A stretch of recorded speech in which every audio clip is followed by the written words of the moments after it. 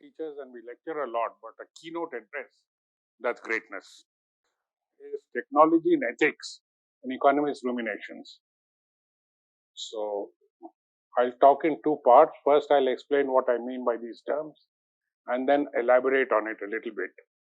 The third part would be the more interesting one, where I think you can ask questions and we can have a discussion around the kind of things that I say. And that really should be the part that's most interesting. Now, I'm not an engineer. I don't even know science. I don't know what E equals MC squared means. So, how dare I talk about technology?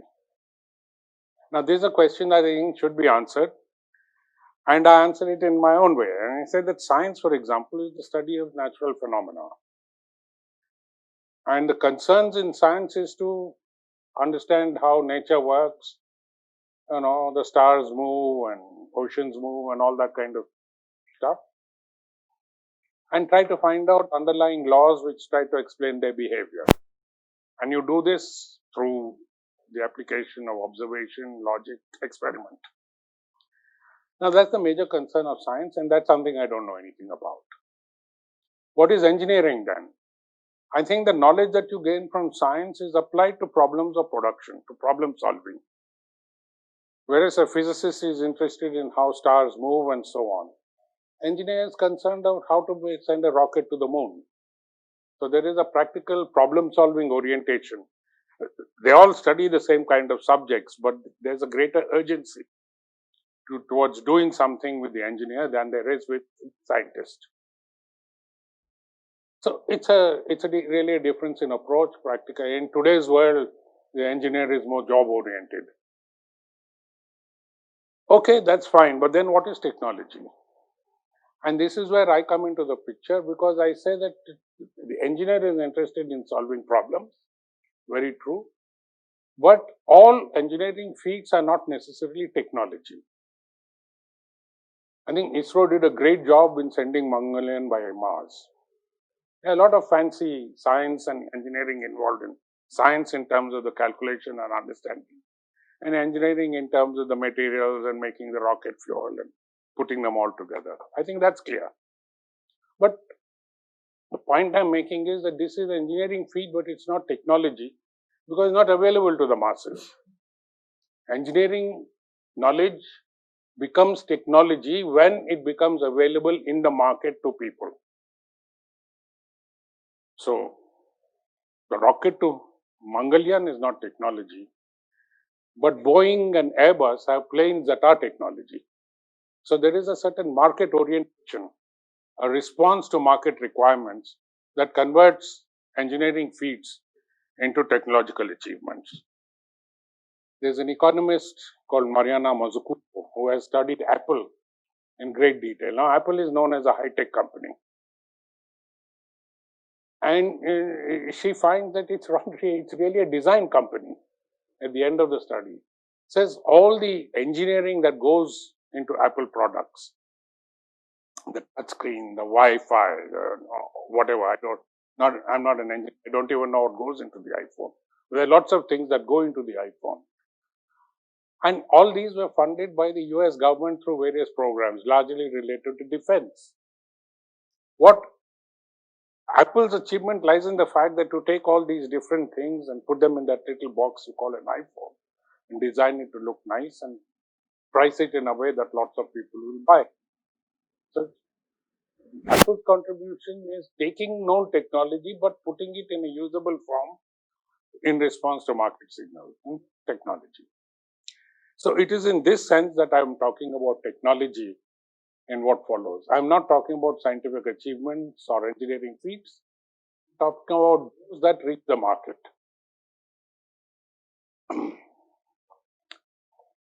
So, large dose of ethics in the last 2 days. It's simply put, study of what is right and what is wrong. We have a long tradition here, we call it dharma. There are all kinds of dharmas. One of the things about dharma is that it is not unique. There is this whole smriti called the Mahabharata, in which case the similar situation for two individuals lead to different behaviors, both of which are dharmic in their own right.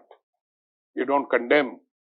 In fact, a very well-known business manager called Gurcharan Das, based on the Mahabharata in the context of corporates, has written an interesting book called The Difficulty of Being Good. It shows you that is because what is good is a very difficult thing to do. An example, for example, is currently, I ran away from Delhi because of the pollution. It's highly polluted. It's bad for everybody. But it's also a business opportunity for this industry making air purifiers. Now, if the government did its job and we were citizens who were serious, there would be no air pollution. It's a public bad. It's a public bad. But it's a bad for which, if you have the money, you can find a solution. You can put an air purifier, and when you sleep at night, you can have clean air in your bedroom. Now, there's a bit of an ethical dilemma here.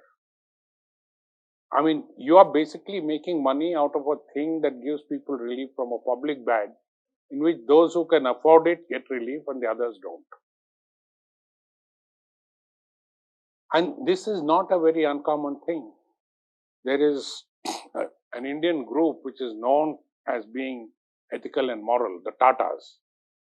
Now, very many years ago, the Indian government had a policy of subsidizing diesel compared to petrol. You're probably all aware of this. And the reason given was that diesel is used in trucks which are used to move food grains and fertilizers and so on, that are very important for the poor. And from the point of view of prices being low for the poor, it is necessary to keep the price of an important input like diesel down. And therefore, diesel was subsidized. But there was a business opportunity here. Diesel was cheap. And the Tatas got into the act and brought in diesel cars which are more polluting than other cars. It's a business opportunity. And it's the dharma of business to make profits. But you can also argue that taking advantage of a subsidy that is meant for the poor to sell diesel cars to the not so poor is not necessarily a good thing. So there are lots of dilemmas here. There is no simple answer. There is no necessarily right answer. I might make a choice that is right from my point of view, and you will have a right to question it from your point of view. And I really don't know how that is solved. You need a Mahabharata to solve it. Okay, so I've tried to lay the groundwork for the two terms that I'm going to be working with. Where do economists come into this? I don't know if any of you are economists here, but if not, economics studies human beings in the course of ordinary life. How do people make a living? That is really the core area of economics. And how do you make a living? You make a living doing something, you get a job, you do something, you produce something, and for that you earn something. That what you earn you use to meet your needs. And your needs are somebody else's business opportunity. We are all producers and we are all consumers. As a society, we produce, and as a society, we consume. So this business of production and consumption and the relations between them, this is really the heart of economics. And into that, how does this buying and selling take place? It takes place in the market. To the economist, the market is not a place, it's a space where buyers and sellers meet. And when do you come to an agreement? When you agree on a price. Now that price has to be one where if I'm a producer, it has to meet my cost of production plus give me some profit. Because unless there's a profit, why should I do all this? And I need that profit for my own consumption. And I will buy it at any given price if I feel that it is reasonably fair, that the quality of the good I get meets my particular requirements, and I cannot get it cheaper anywhere else. So the market requires not only a single buyer and single seller, It requires multiple buyers, multiple sellers. And it is this process that ensures that a price is arrived at. Because unless there are multiple producers, multiple sellers, you can jack up the price to anything that you want. It's only when you say that, look, oh, I don't like a Maruti car, there's a Tata car or Hyundai. That particular process of having a choice, that puts a pressure on the producer to limit profits. From the consumer side, I look for what I get cheaper, given quality. So these are the two things. So in a sense, that is basically the kind of situation we find in. Now, going a little more deeply into how have economists um, gone about their business, and this is where I come into the ruminations part of it. Ruminations is what you do when you've been around for a long time, made your mistakes, and you're looking back and seeing why is it I made that mistake and not some other. So it's a considered look at what one has done and the symptoms that led to one's distress or whatever it is.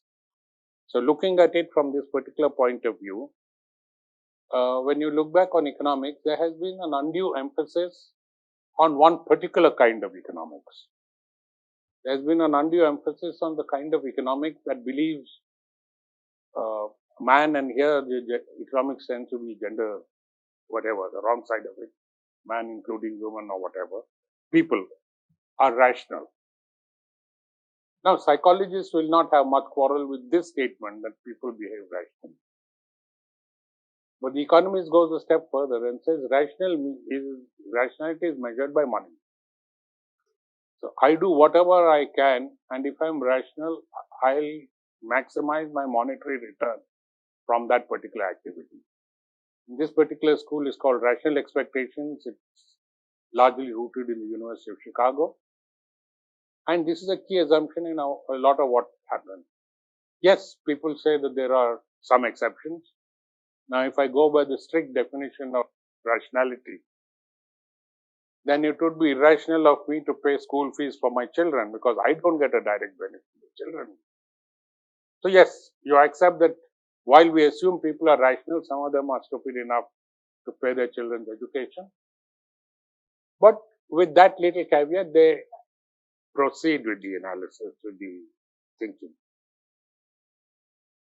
The second key assumption is not only that people behave rationally, that people function as individuals. This goes back to the history of political science, with the freedom of the individual, human people rights. There's a whole literature, philosophical, political, along that line. And therefore, not only am I rational, I'm rationing as an individual in society. I'm maximizing my individual gains. So this is the second part of it. They're not looking the way, for example, we in India do, where you're an individual, yes, but you're a part of a family, you're part of a caste, you're part of society, you're part of a linguistic group. We have very little identity as solely an individual. We are defined by other things. And in a lot of our behavior, and particularly social ones, marriage, this, that, and the other, many of us may have individual differences, but we go along because, we are individuals that are part of a society and the society expects things of us. I won't drag it to an extreme, but this is necessary to say this because an individual as part of a community is one thing, an individual qua individual is something else. And it's the individual qua individual who's a maximizer. A third assumption, and this is also brought into economics, it has its own philosophical basis. Not only do people behave rationally as individuals, but they live in a society that considers private property as a fundamental right. The right to property, that is the right not just to the use of a particular resource, but the right to inherit it, to bequeath it, to sell it, to lease it, all rights that can go with any particular resource. are a fundamental right of people. Now, this has never been, because whenever you look at, talk of England, in England, a lot of property is what they call crown property. It is not even the Queen's property. The word used is crown property. So it belongs to that abstract thing called the crown, which represents the people. If you look at the Indian tradition, land, for example, which was the major source of wealth in an agricultural society, was seen as belonging to the Raja. But it was belonging to the Raja in that he had rights to allot it to a tiller or not. But he also had to protect it against invasion from somebody else. But it wasn't personal property of the Raja. So there is a distinction between usufruct rights to use, and absolute rights where you can't raise any question on property. And it is this concept of absolute property. And this is a very essential thing, because if, for example, I talked about pollution. Why is there pollution? If I can buy an air purifier and solve my problem, why should I contribute anything to solving the larger problem, to which I may be only a very small participant? The pollution I create is, everybody behaves this way. You have garbage mountain. Those of you who've been in Delhi and taken the Chandigarh will see that huge mountain of garbage. I once thought it was a table mountain in Cape Town. It's not table mountain, it's Darden. Gary Darden wrote a famous paper called The Tragedy of the Common, because the individual interest, by following a maximization strategy, you might maximize your interest, but in the long run, the resource gets degraded. Now, this is something that happens when you talk of totally individual rights. When you have different systems where there is no absolute ownership of property, and a lot of the research of Elinor Ostrom, for example, and she is a Nobel laureate in economics, has to do with other forms of society in which decisions are not based on individual maximization. Now, one other thing which is never stated but which is an essential part of this kind of thinking is that when you're talking of profit maximization, you're talking of the short run.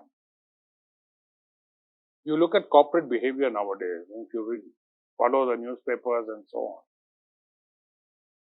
individual maximization is used in the term shareholder value.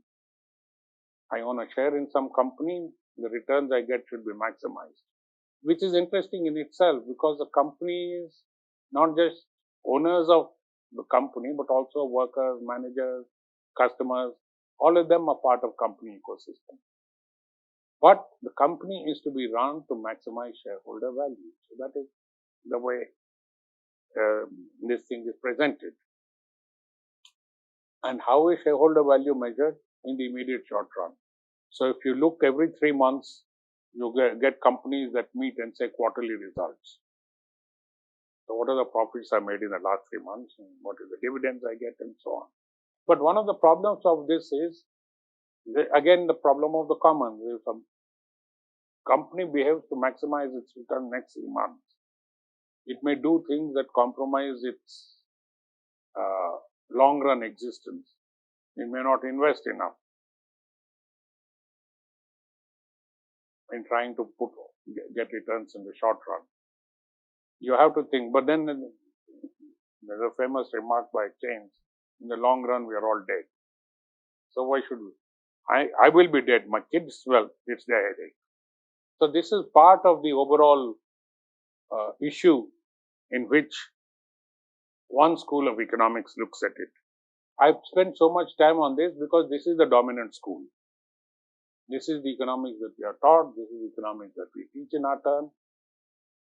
And the implication of this is that if you have problems in society, it is because the market is not functioning properly. And what is the conclusion that would follow from that? Do whatever it takes to make the market function properly. And there are times it works, and let me not say it doesn't work. One of the unregulated sectors in India that was in chaos was the stock market. But after the government got into it and began to set up SEBI and began to put in rules of the game, The Indian stock market is among the best regulated. That doesn't mean there are no scams, that doesn't mean there are no frauds, they are there. But there is a need for some kind of regulation with which it works. So there is always in modern economics this question of, do I do something to maximize profits for next quarter, next year, or do I think in long run terms? And one of the conclusions that has come out of this, for example, is the way mainstream economists insist that free trade is an absolute good that will maximize everything. Yes, there are conditions under which I can show that if you have free trade between, say, two countries and the prices are different in both, then I can show very, very clearly that both countries will benefit if they trade compared to a situation where there is no trade.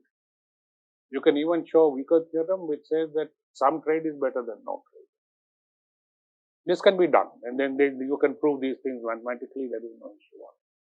So the point is, what is the time horizon? It is with my resources today, my products today, we have a trade and we maximize. Now, when we became independent, for example, this was the dominant thing, but we did not buy it. And the argument then made, which economists today call the infant industry argument, is that we're a developing country, we are emerging out of colonialism. We have to develop our own industries, and if we go by the current cost-benefit analysis, we will never develop our industry. So forget again the short-run logic and take a longer strategic view, and you will succeed. If you look at the 1960s, for example, India had a GDP greater than China, Korea, most of these countries. What did India do? We said, no, we're going to have our public sector, we're going to build our steel, and we're going to build machine tools and electronics and whatever. We built up the public sector industry, and today we have an industrial base. But by the tenets of mainstream economics, that was an irrational thing to do, because the returns from this would come 15, 20 years down the line. And during those times, you were not maximizing. So the question of time horizon is something that is important. So this country, although largely mainstream economics oriented, also took decisions. You can say they came in from the political side or whatever. They were decisions, and I think correct decisions when you look back. A good example is Korea. They had very little experience of either. But today, the cheapest steel in the world is Korean steel. And you can add to that electronics, Samsung and others. They have chosen to build it up, took the 10 or 20 years of losses, and then emerged with world-class industries and products you can sell anywhere. So, when you look at historical experience, there is don't go with that kind of economic theory, because it is not dealing with the problem that you have, it's dealing with something else. So, this is something that is absolutely necessary in understanding this. You take a long-term view. And there are schools of economics that do that. There's the institutional school which talks of the importance of institutions in a society's development. I mentioned SEBI. SEBI is an institution. By an institution, you mean a code of behavior by which something is not necessarily a building. The institution of parliament. In a democracy, you need a parliament, because 1.5 billion of us cannot affect policy. We elect members of parliament who make laws on our behalf. But if they don't have the freedom to debate, then we don't get good laws. So that's an institution. And there are so many other institutions which interact to form a modern system.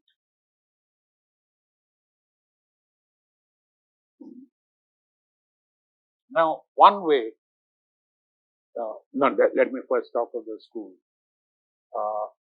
One reason why this kind of maximization doesn't take place as predicted by mainstream theory is also because the assumption made, which is not openly stated but which is necessary for the mathematical proof to work, is that all consumers are equal, all producers are equal. And they have equal access to information, equal access to finance. The fact of the matter is that in all societies, and certainly in ours, there is a great deal of inequality. If you look at our 1.5 billion people, there are a very large number of them who don't have enough income to buy the food they need. We have others who have so much money that they can have lavish weddings, spending hundreds of crores. Both are true. I'm not making a moral statement, I'm just stating a fact. And when you have such inequality in society, a policy that is based on the assumption that all are equal will only lead to a situation where the inequality increases. There's a biblical saying, to him that has shall be given, and from him that has not shall be taken that which he has. I'm quoting the Bible out of context. That's a different context.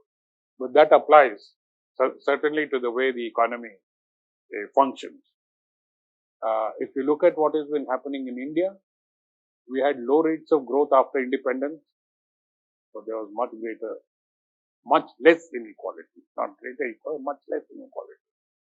But from 1980 onwards, when the rate of growth has gone up, like today we talk of 4.5% as unacceptably low, whereas in the 70s and 80s, 3.5 was considered very good, jokingly called the Hindu rate of growth.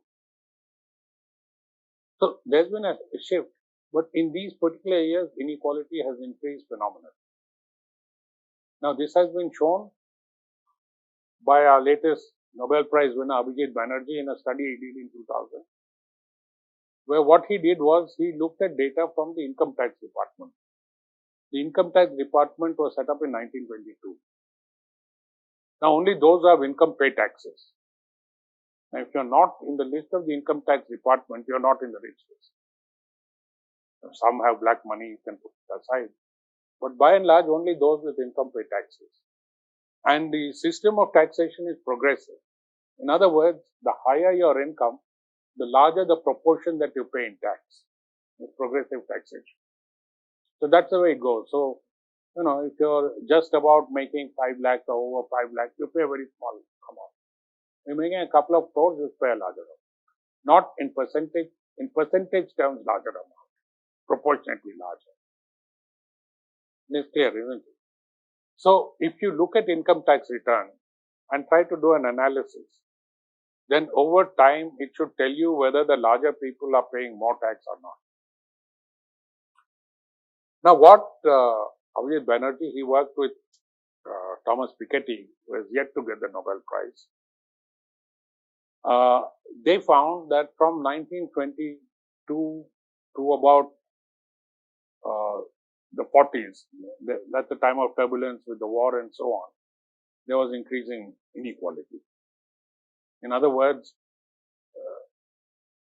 those who are paying lower levels of taxes were paying proportionately more than those who are higher, although they're supposed to pay less. That's the meaning of inequality. But somewhere along the line, from say 1950 to 1980, inequality lessened. Then from 1980 to about 1995, it stayed the same. There was a drop. But from about 95 onwards, inequality increased to the levels of 1922.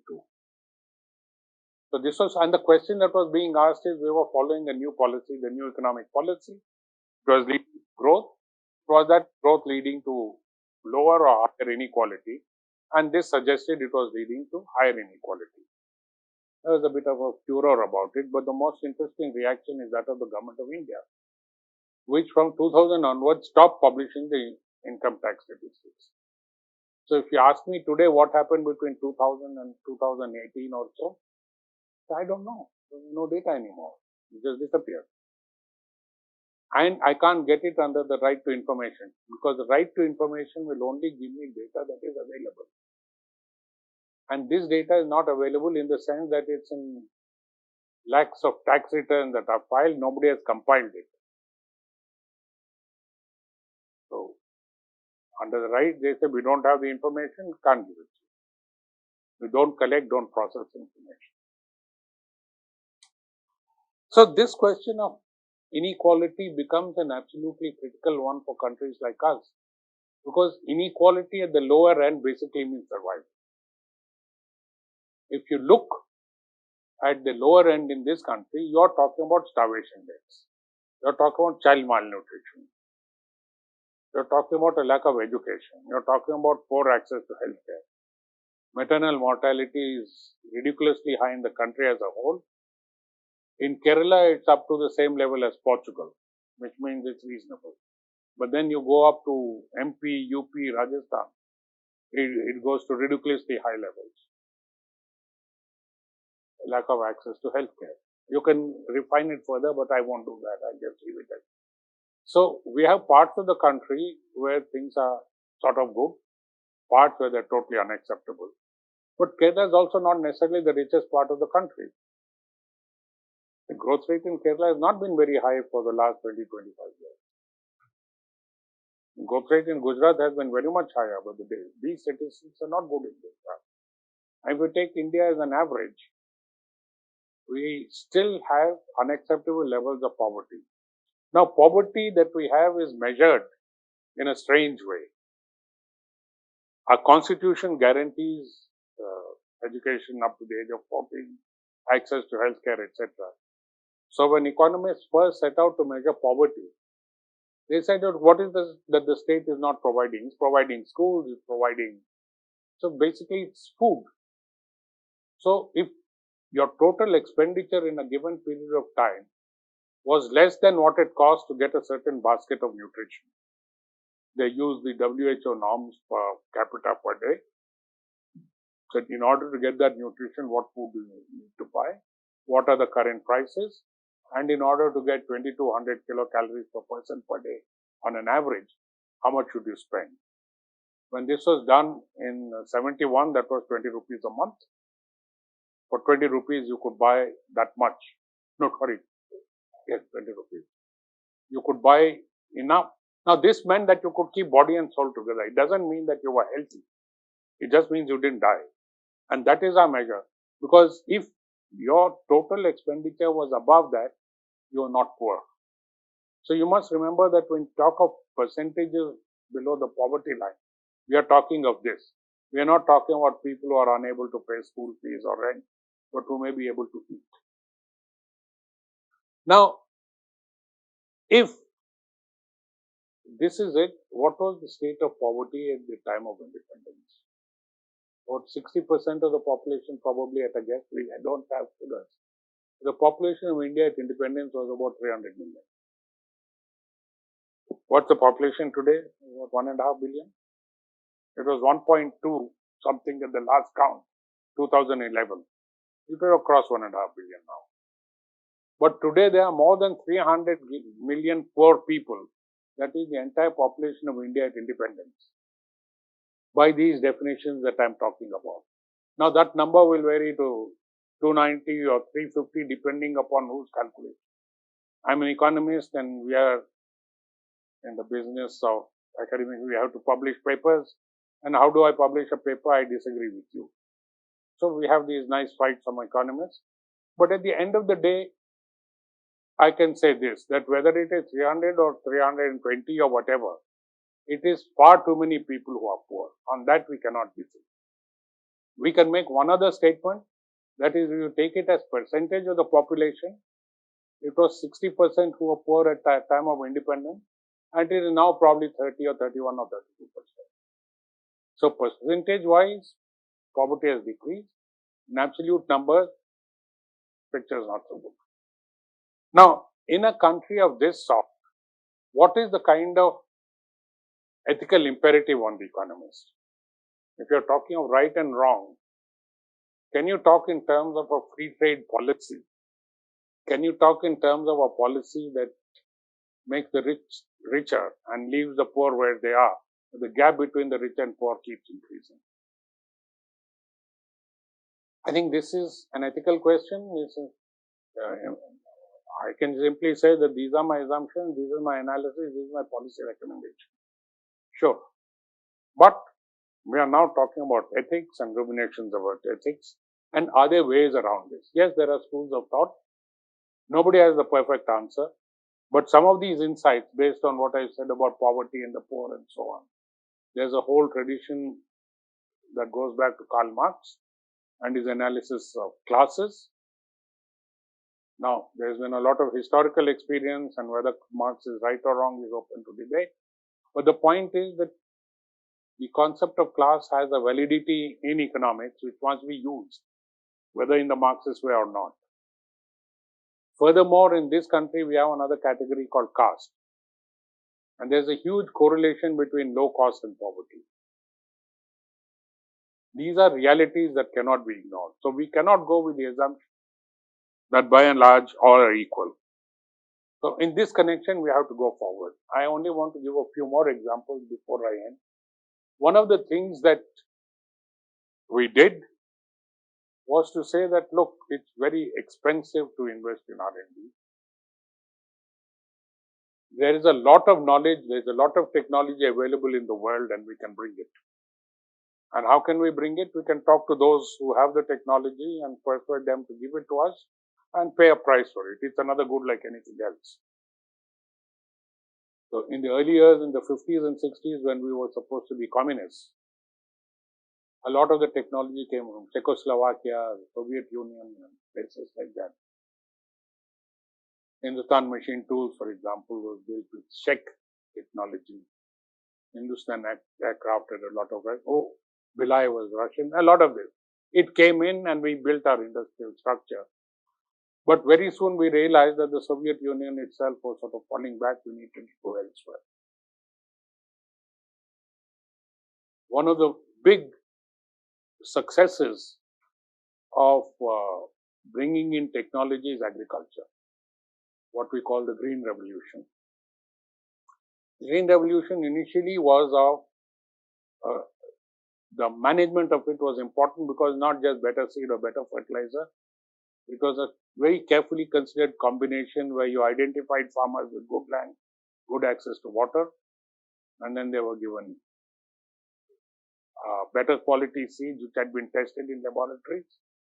You gave them the appropriate fertilizer, you gave them the credit, and you gave them a guarantee that what you grow will be bought. So you reduce the risks that the typical farmer faces. And this was called the New Agricultural Technology, Green Revolution. And it did wonders. There is no doubt that it did wonders because from 1967 we had a famine where millions died. And since then the Green Revolution came in, we are self-sufficient in food. For a country with a growing population as large as ours, to have self-sufficiency is not a small thing. I mean self-sufficient in the sense that so many calories per person per day into number of people means so much food. We have that much food. Then we have a little bit of rice here, then we can sell something by it. We are self-sufficient. That's a big thing. It's a big success. But when you look back on the Green Revolution, what is it that you find now? There are unintended consequences. The unintended consequences, for example, on the fact that excessive use of fertilizers has led to soil degradation. It's very difficult to regenerate the soil. The traditional patterns of multiple cropping, leaving land fallow, we gave it up in order of intensive monocropping. Fertilizers was used, output increased, but we kept doing it year after year, and then to get the same output from the same piece of land, you have to give greater doses of fertilizer, greater doses of pesticide. And I believe now we have reached a point where you find DDT in mother's milk. So there is the unintended, nobody intended this to happen. It's an unintended consequence. We have to deal with it. So it's a new problem. And in economics, a lot of problems are wicked problems in the sense that there is no one solution. The problem is a little fuzzy. We had a problem of food, we dealt with it. But when you look back on this experiment, what happened? The main diet of people of India across, particularly in the drier regions of the country, was what is called coarse grains. Ragi, bajra, jowar, jow, millets in English, various kinds of millets. I happened to be speaking to Justice Venkatachalaya, who was a retired Chief Justice. He is about 90 plus now. And he was telling me that as a child, it was all these millets that they ate. They only ate rice during a festival. Interesting. Now we are at a situation where rice and wheat are the staple. Many of us have not seen millets. But what has happened is that in order to implement the food distribution system, what we call the fair price shops, after the Green Revolution, which was a revolution in rice and wheat, the government bought rice and wheat and gave it to consumers at a subsidized rate. So what happened is that rice and wheat, which were the more expensive grains, became much cheaper than millets. People shifted. Today we all eat white rice, refined flour, and so on. So it became unprofitable to grow millets. Today millets are staging a comeback as a niche food. So you can get rice at 60 or 65 a kilo, but if you want to get foxtail millet, you pay 150 rupees because less is grown. It's tragic because the millets are better suited for the arid conditions of a large part of the country. So again, unintended consequence. Try to do this. There's been a lot of criticism that the Green Revolution included a certain amount of work, but the drudgery fell on women. So there were gender consequences, again unintended, but nevertheless real. So there are a lot of things that happened. So one of the things that happens with economic policy is that you achieve one goal, but then something wrong goes somewhere and you have to correct it. Society is far too complex for a very simple kind of analysis. I spent 3 years in Haryana, and there was an interesting situation there that along with green technology, which required a lot of labor, and which for years since the Haryanvis and the Punjabis were better off and didn't want to do the labor, there was labor from Bihar coming in to do the hard work. But at some point, the farmers decided that's not a good thing. These people are coming from far away. They make unreasonable demands and so on. So look for an alternative. What was the alternative? The government decided to subsidize tractors, combined harvesters, and so on. So labor got substituted by machines. Now the combined harvester, which, for example, we have used for harvesting rice, which I've seen. Traditionally, when rice was harvested, manually it was at a ground level, there'd be an inch of stalk left. But the combined harvester will get spoiled if it isn't at least a foot off the ground. So it harvests your rice but leaves stalk of a foot. You don't need Bihari labor anymore. They've lost their jobs. You got this. Now, then you find that it's hybrid rice, modern rice. And these Haryani cattle are very stubborn. They won't eat it because it has some chemical stuff. I'm not a scientist, some bad stuff in it. So they won't eat it. They used to eat the traditional stock. They won't eat this. So what do? You burn it. You pollute all of North India. Unintended? Tragedy of the common? Stupidity? Yes, all of it. All the above. So we have a series of situations in which we have to deal with this, and part of the case that I'm making is from an ethical point of view. One has to question the assumptions on which mainstream economics has been functioning. And it's very much linked to technology because engineers and technologists, they're technical people. They know physics, chemistry, things like that. And you have to give them the problem you want solved. And the problem you give them is defined in a way saying you must save on labor. Labor is naughty, labor goes on strike, they form unions, they're bad. Then they will develop technologies that replace labor with machines, automation, robotics, all kinds of things. People lose their jobs, they will create a nuisance. Right? So there's an ethical question here. How do you define? How do social scientists, economists talk of the problem that has to be solved? Can we talk of the problem of pollution in the north as having a system of production where first the byproducts can be used like the stock being eaten by cattle? Can we talk of maximizing labor use instead of machine use so that Whether they are Biharis or Haryanvis, people get jobs. What is the value of jobs in society? So there is this question that you have to do is what is the problem that you're posing? Is property sacrosanct?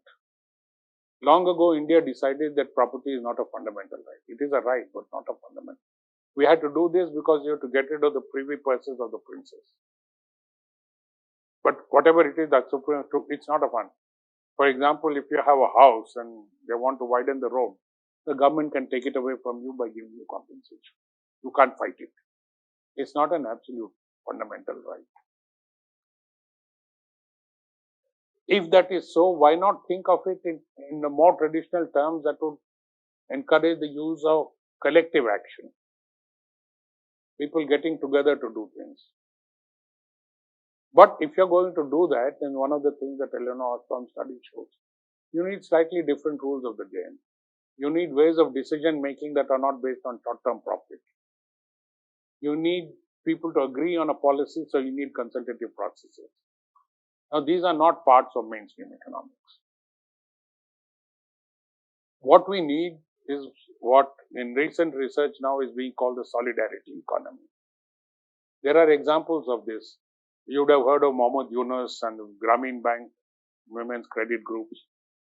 There are a lot of evaluations in India which have said these have failed because these women who form the group have not become industrialists. It's true. But what has the self-help group achieved? It has reduced distress.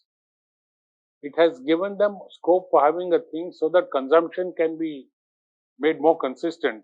It's not that you eat when you have money and starve when you don't. The self-help group has given them the ability to have a little bit of saving so that off-season you can buy, you can sell. So it's reduced and it's done that extremely well. But is that reason to call it a failure?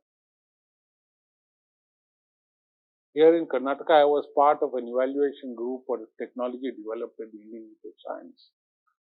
You would have heard of this, the Asra Ole, the efficient chula, wood burning stove. You would have heard of the traditional chula. You would have seen in North India people making chapatis on it. It's whatever efficiency means to engineers, it's inefficient. So they did a lot of research, said how can you make it more efficient? And they applied and they came up with a stove that was about 20% more efficient than the chula. And then the government of Karnataka thought it's a great thing. Women trudge for miles to collect firewood. They'll have less to do, less firewood is used. So it's a good thing. Let's do this. And there was a government scheme to spread it. And after a couple of years, there was an evaluation team of which I was a member to go and look at how it worked. And the committee was split down the middle. Now, what basically happened was that if the efficiency that was measured in the laboratories in the Indian Institute of Science of the improved thing was 15% compared to 35% of the traditional. When we went around into the field, we found that the measured efficiency was 25%. So there's one group which said that, look, they promised 35% and we thought 20, it's a failure. Then there's a minority group to which I belong, which said that, look, they were getting 10 and 15%, now they get, so it's a success. Now, how do you explain the difference? When you look into that, you find that the lab conditions under which you work and measure are very different from what happens in the field. For example, in the lab conditions which was done in Bangalore, the test was done cooking ragi, which you boil in a pot, and the stove had been designed so that it used heat most efficiently in that pot. When you went up north, those silly people don't eat ragi, they eat jowar and make rotis. And therefore, it's not that they were making rotis. And on top of that, the cooking by a lot of women is done in the evening and night. And this was so well designed that it maximized the heat but cut off the light. So in many cases, these women took a nail or something and poked a hole somewhere so that some light came out, which was enough for them to see the chapati they were making. And that reduces efficiency because you are maximizing heat. Whereas what is needed is a combination of heat and light. plus not ragi but jowar. So the field gives you very, very complex problems. There is no one solution to this. You will need one kind of stove for the ragi cooker and another one for the jowar cooker, and God knows if you cook other things.